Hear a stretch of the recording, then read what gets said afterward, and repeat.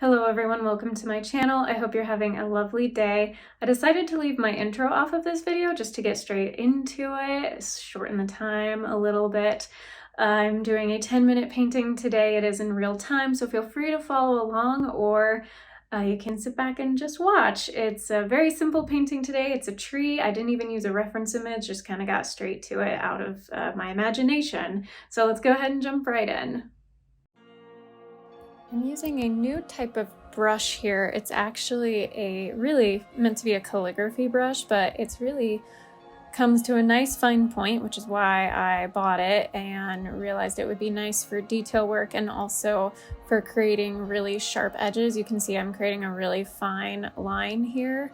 So that's why I'm using that. It was my first time using this brush and I really liked it. So, and I can link in the description the type of brush that it is. So I'm just starting off with, of course, the vertical trunk shape.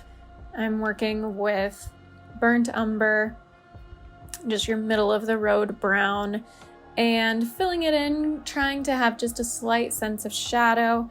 So darker on the one side of the trunk versus the other. So I did go with a really dark saturated paint on the left side to get a sense of shadow, and then just kind of creating some of these branches, and I'm sorry my hand is blocking that just because of the position of the camera, but going in and filling in little bits of the trunk that might be showing through the leafy parts of the tree, and those first couple bottom branches, of course, you will most likely see.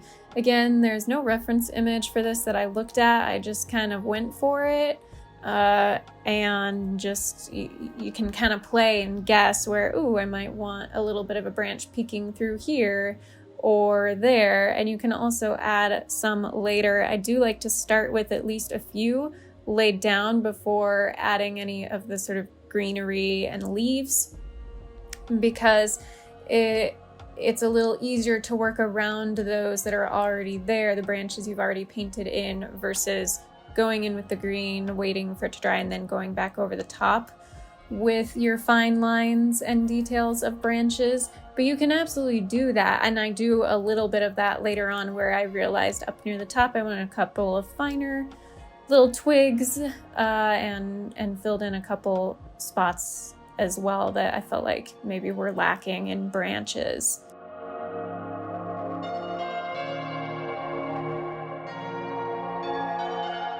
So here I'm using my size 6 round brush, going in with some sap green, and really just lots of water here. It's not nearly as dry as the paint was for the trunk. For the trunk, I wanted more paint than water to make sure that that paint, once I lay it down, stays put rather than flowing all over the place. Here you can tell I'm definitely much more abstract and loose and flowy.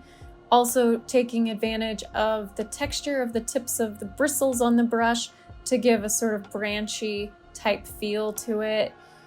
And you can go however much texture you want. If you want it to be more loose and flowy and have the texture of leaves suggested by the changes in value, but have your paint be really smooth, you can just, instead of doing as much of a dabbing motion, you can just kind of lay your paint on there and let the colors flow into each other. Me, I went ahead and wanted a little bit more of that physical looking texture with the bristles showing a bit. So that's why I kind of near the top made sure that my paint was not quite as wet so that it would actually show the bristles.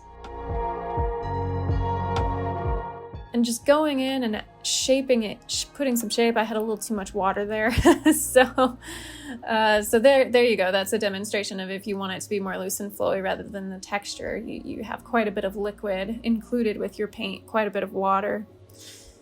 And it was a little too perfect looking. It was too much of a round cotton top type tree, so I wanted to start branching out. So I did add some of these more random kind of leafy greenery pieces coming off of the tree. And it's okay to let some white show through. You don't have to fill in the whole tree completely. That's actually gonna help it maybe look a little more realistic, because obviously when you have leaves, you can see bits of sky in between the leaves and whatnot.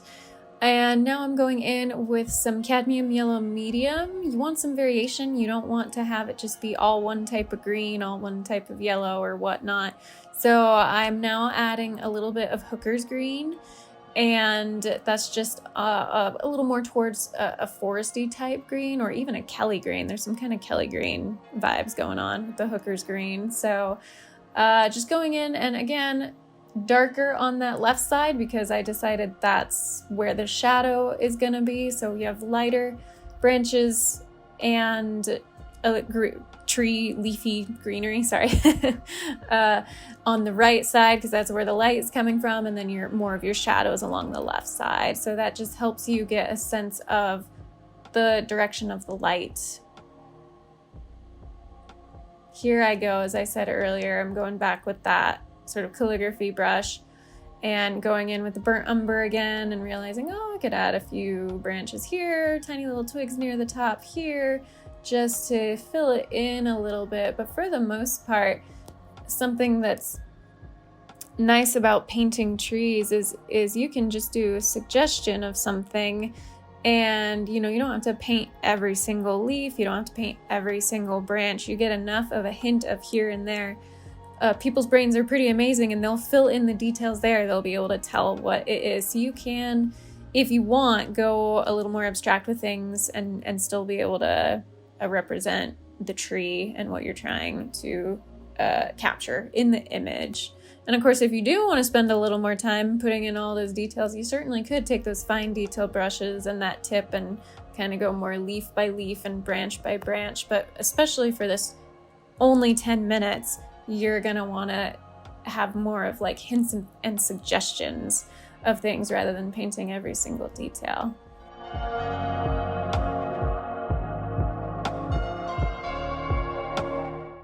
Went back in and filled in a little bit more leafy greens after adding some of those branches, and also realizing that kind of center area could use a little more filling in.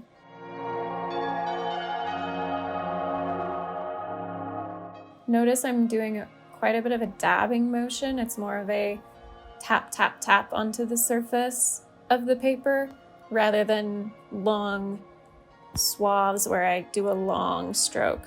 It is much more dimpled, I guess, might be a good word for it. You're just dabbing. I wanted to lighten up that right side a little bit because it had gotten a little too muddied as far as not having a lot of highlights, and then I go back in and add a little bit of that leafy texture.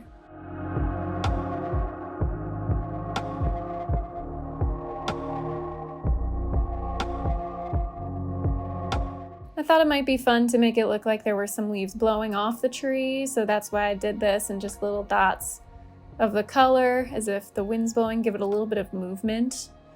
A little bit on the other side as well.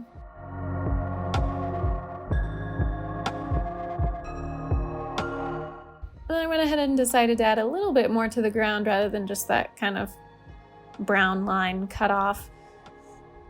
Going back in with that detail brush, added a little bit of grass, and I started with the Hooker's green thinking I want to be darker, but it was just too Kelly green. It didn't look quite natural enough the way a tall grass might look, so I went back in with sap green instead. Just little hints of detail really is what you have time for in this 10-minute phase. And a lot of landscapes, if you look at watercolor landscapes, that's a lot of what happens is you'll see like certain areas that have more detail and then a lot of others that just have the more flowy color. So you can kind of really have that contrast of areas of higher detail and then not so much detail, but the suggestions of light and dark value next to each other that create the contrast and the variation.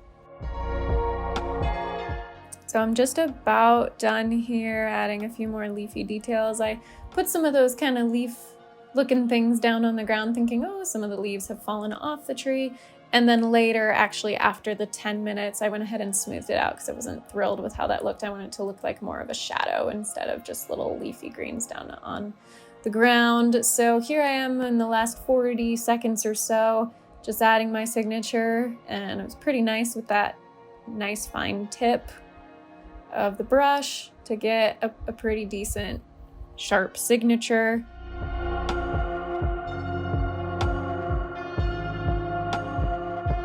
So like I said, so I did the 10 minutes and I didn't go ahead and film it. I just, for about 30 more seconds, went and fixed up that shadow, and then also touched up the signature just a tad because a couple of the letters were a little too light. So there's the end, and now you can see the final piece. You can tell I smoothed out those leaves, and there's how it looks at the end.